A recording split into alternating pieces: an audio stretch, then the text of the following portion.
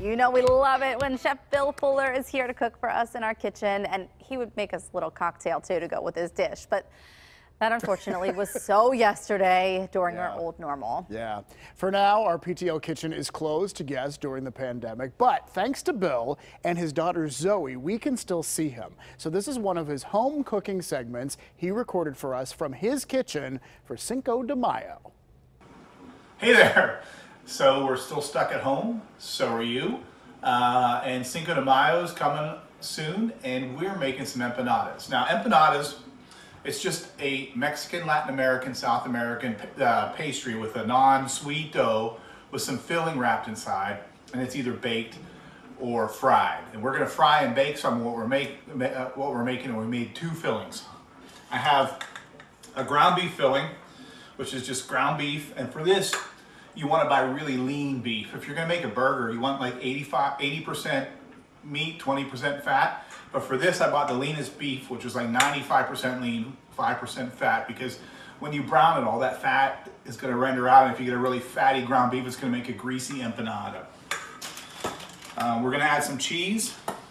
And we also made some chorizo filling, and we browned off some chorizo, which is Mexican sausage, which is simply ground pork with some cumin and some hot pepper and some paprika. And when it was still warm after we browned it, we mixed in some cream cheese so it's creamy and thick. And that's my favorite empanada. Now you're probably thinking, empanada, that's a lot of work, making a dough. But in pretty much every Giant Eagle and Market District that I've seen, there's a freezer case that has some empanada wrappers. And this has 10 empanada discs. And all you gotta do is open it up, lay them out, fill it, and crimp it. And what we're gonna serve this with, we're making some rice and beans, and we're gonna make a tomatillo salsa. So what's a tomatillo? This, my friends, is a tomatillo. It is not a tomato. It's a berry. It's related to a gooseberry, and it's a delicious green fruit wrapped in this husk. And so when you buy them at the store, they're with the tomatoes often, or with the avocados. You soak it, and 10-15 minutes in some cold water, and then you peel the husk off, and you get this lovely green fruit. The husk you throw away, and the fruit is delicious. It's like sour apple and green tomato all at once, and it's got some little seeds, and it's great to use the whole thing. So what I've done here is I've taken the tomatillos and I put them in my blender. And this salsa is so easy. We're going to puree the tomatillos, we're going to add some stuff, and it's going to be done. All right, so here we go. The tomatillos are in the blender. I'm going to add some extra virgin olive oil. I'm going to make some noise for a minute. Ready?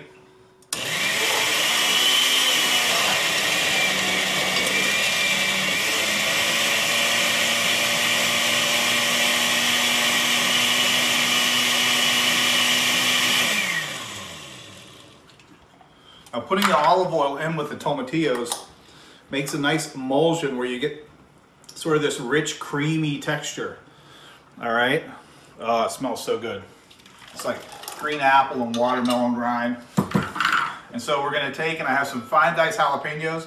And these are really mild jalapenos. What you do when you're using jalapenos in a recipe is you always taste them. If they're really spicy, use less. If they're less, use more. So I used more today. So we're going to put that in. Some fresh chopped scallions. And some cilantro, a lot of cilantro.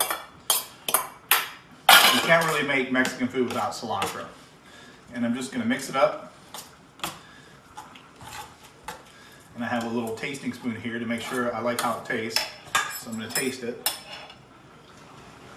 Mmm. Oh, that's so good. So it's time to fold the empanadas. So I'm gonna bring in my empanada folding specialist, Zoe Fuller. And she's gonna make a quick empanada. We're gonna do two folds. We're gonna do one fold with the chorizo and one fold with the beef. Zoe, take it over. Okay. All right, so when these come in a package, they come with a little piece of plastic on them. You can go ahead and pull those off. I like to do a little tug at the dough just to loosen it up. And then I find it best if you hold it in your hand and then you take a little scoop. We'll do the chorizo first. Dad likes them to be very full empanadas, so pack as much as you think is right, but don't overdo it because then it'll pop while you're cooking it and everything will just fall apart. So the first way to do it is a crimp with a fork. We don't have a fork out, so I'll grab one for that. What you're going to do is you're going to fold it over, just do a nice little light pinch along all of the edges, like that. And then you can lay it down on the table and then take the fork and just do a nice little crimp and pull right along the edges of the empanada. It's pretty easy, and this is going to make sure it stays tight when all of the oils from the meat are cooking so they don't seep out, as well as just the filling itself. Alright, so that is one kind of empanada for you, Dad. And then the second kind, which I do predominantly better than my father, is going to be a little pinch over. So I will use the beef filling for that. Again, do about the same amount for the inside. Might be a little bit too much. Alright. So for this, we're going to set it, again, get ready like that. Make sure all your filling is the inside. And then you're going to do a little pinch and fold. So it's a little bit difficult. I'm not a master at it quite yet. But you pinch it and then you push up. So pinch, fold, push up. Just like that. You go all the way along the side.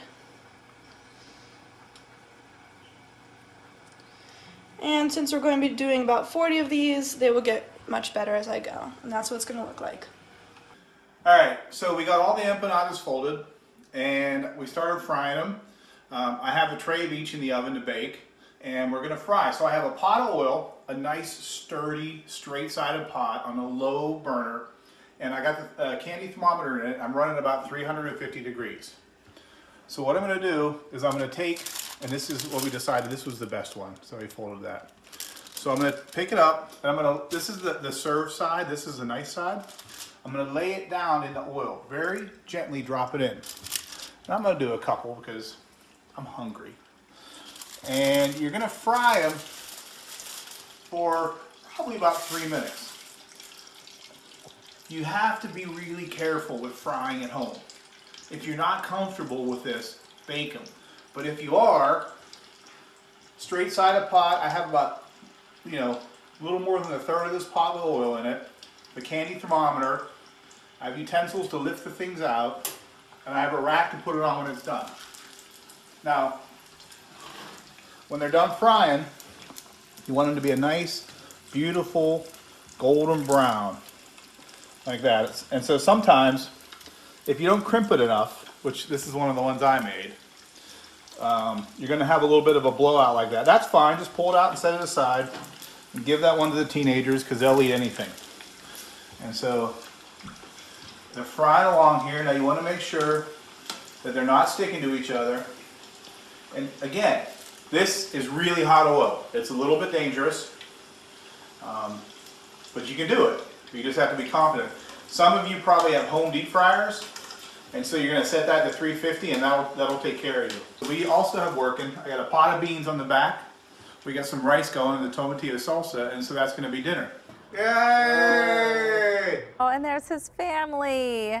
Oh, I love seeing the Wonderful. shot of everybody at the table. And I am hungry now. I am too. I actually was texting with Bill Yeah. last night, and I thought, if you were here, we would be having margaritas. I know. See? You know we would be. We should have He'd had be mixing margaritas drinks and anyway. spilling it everywhere, like he always does. Yes. But we're thankful right. that he was able to do that. And good to see Yeah. Zoe in front of the camera this time. Yeah, that was fantastic. Thank you so much, Bill. We appreciate it.